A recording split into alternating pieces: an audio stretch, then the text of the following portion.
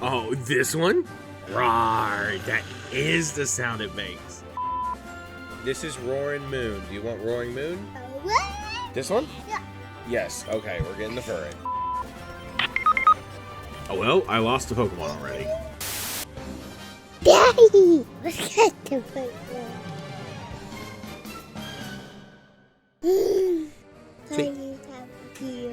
This is Zelda. She is 3 years old and she knows absolutely nothing about Pokemon. So naturally I thought it would be a fantastic idea to let her control an entire Hardcore Radical Red Nuzlocke.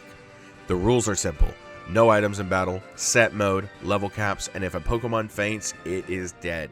But most importantly, I don't get to make any decisions. Zelda controls everything, every encounter, every evolution, every nickname. If we win, Zelda is a genius. If we lose, well, I have no one to blame but myself. Let's get started.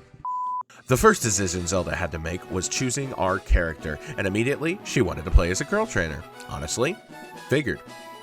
Then it was time to name ourselves. Now, I was expecting something creative. Maybe she'd name it herself. Maybe she'd name something funny. Instead, we were named Daddy. Okay, fair enough. I am the one playing. Next up was our rival, and somehow Zelda decided his name should be this? Can you say that? Can you say E? Ego. Ego? You want me to change it to Ego? So you don't want it to be E, you want it to be Ego? Okay, well, his name is Ego, and that's very suitable. Honestly, pretty fitting name. So, Daddy and Ego ready to go. It was finally time to pick our starter. Our choices were Quackavall, Sandygast, and a Chatot. Now, personally, I would have loved the Quackavall, but Zelda immediately pointed to Sandygast, or as she called it. Oh, what am I naming it then? Castle. You want to name it Castle?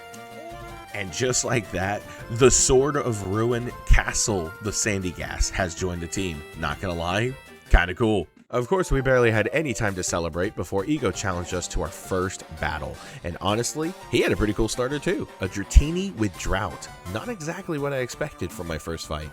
Luckily, we weren't messing around. 1 or 2 ominous wins later, and Dratini goes down. And Ego suffers his first loss of many. A solid start to the run. After delivering Oak's Parcel and picking up the Pokédex and Pokeballs, the Zeldalocke is officially beginning. From this point forward, every encounter matters, every battle matters, and every mistake matters because now death is permanent. We head up to Route 2 to receive our Dex Nav, which means Zelda can finally get access to Pokemon encounters, and I was not prepared for what happens next. Our very first encounter selection included, well, let me just show you. Oh, this one? Oh, thank you, my darling. That roar, that is the sound it makes. At this point, I was pretty excited. Meanwhile, while Zelda was busy roaring at the Dialga trying to communicate with it, I decided to catch it.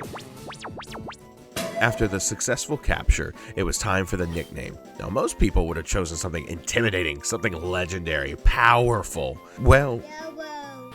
oh, Yellow. Yellow. You want to name him Yellow? Okay. So everybody, welcome Yellow the Dialga to the team. Feeling confident after getting Dialga, we headed towards our next encounter. And this one included Roaring Moon, a giant prehistoric dragon, an absolute monster. Surely Zelda, the dinosaur lover, the dragon lover, would surely pick the giant legendary dragon, right? Right? No. This is Roaring Moon. Do you want Roaring Moon? No. No. Would you want which one? This one? Yes or no? Yeah. Yes. Okay, we're getting the Furret. She picked a Furret. I don't think I have ever been more disappointed in a Pokemon selection in my life. I would say it gets worse, but honestly... Please. What? Please. You want to name it Please? Please. Yeah. Okay, Please, we're gonna name it Please. But be go. How can I even be mad? So everybody, introduce Please the Furret. Next up, our Viridian City encounter. I was fully expecting Zelda to choose either Caparajah or Incineroar. You know, the giant elephant or a giant wrestling cat. Those seem like obvious toddler choices. But instead... Bucky. You want the buggy. Okay. So Sizzlepede is joining the team, and after some intense toddler brainstorming, What are we naming him? Look. Look. You want to name him Look? Yeah? Okay. Like, look. He likes to look, so we're naming him Look. Okay. Look, the Sizzlepede is officially joining the squad. At this point, I started to lose faith in my daughter's decision making, and then she completely redeemed herself because on Route 22, she gave us another legendary. Say his name. That's not his name. His name is TAPU KOKO. Oh man, that was fucked up. Do you want TAPU KOKO? Yeah, sure. She picked it. I was impressed, I was shocked, and I was proud. We caught it successfully, and then immediately named this giant electric guardian deity. It's just a butterfly. You want to name him Butterfly? Okay. It's a witch. It's a witch. See? Butterfly. Because apparently, I guess that's what it looks like to her. So Butterfly, the Tapu Koko, has joined the team. Next up, we head back up to Route 2, and you know the drill by now. Zelda chose... Which one? I like the box. You want the box? Yep. This one? Yep. You know, she just sees the treasure chest, and honestly, I can't blame her. So after catching it, she gave it the very fitting nickname, Box. What are we going to name it? This is a Treasure chest. Yep. Okay, I'm going to try and fit that, okay? Would I? Treasure... Would I? I see. You're being a... Yeah, but the place is near me. Is Treasure okay? Yep. Okay, we're just going to name it Treasure. welcome to the team, Treasure. Now, it is time for Viridian Forest, and this encounter nearly broke my 3-year-old's brain because she could not decide what she wanted. For several minutes, she bounced back and forth between Tranquil and Wiglett, bird, worm, bird, worm, bird, worm, but eventually... You want the worm? So then the very fitting nickname of Worm the Wiglett has joined the team. What do you want to name it? You want to name it Worm. Figured. Probably the most accurate nickname we've had. Before we go any further, we had to fight our first boss battle, Brennan.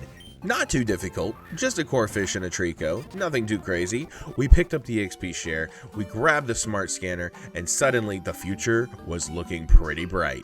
We had a DIALGA, a Tapu Koko, and a full team. What could possibly go wrong?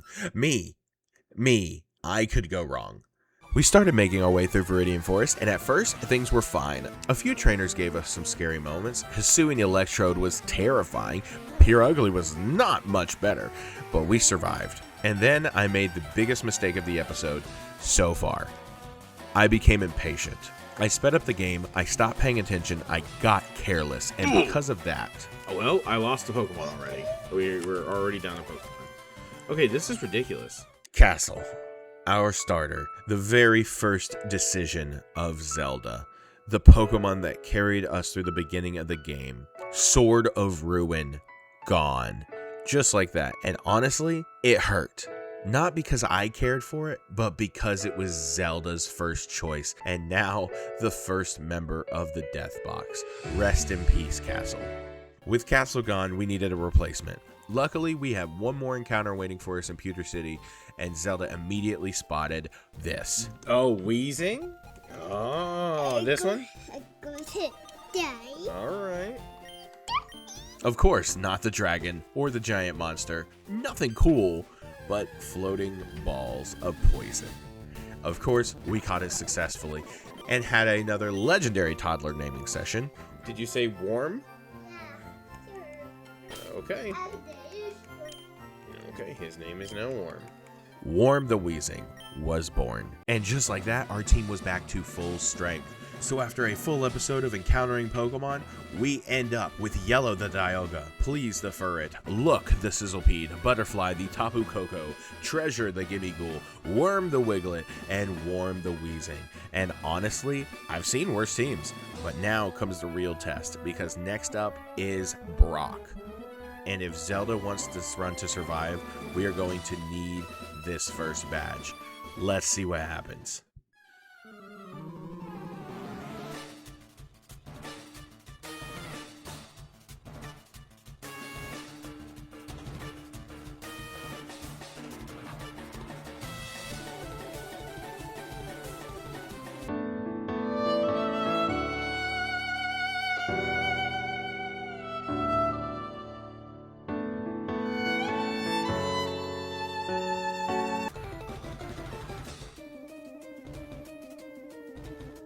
And just like that, we did it. Somehow, Zelda's team managed to survive their first major test. We started this challenge with absolutely no idea what kind of team we'd end up with.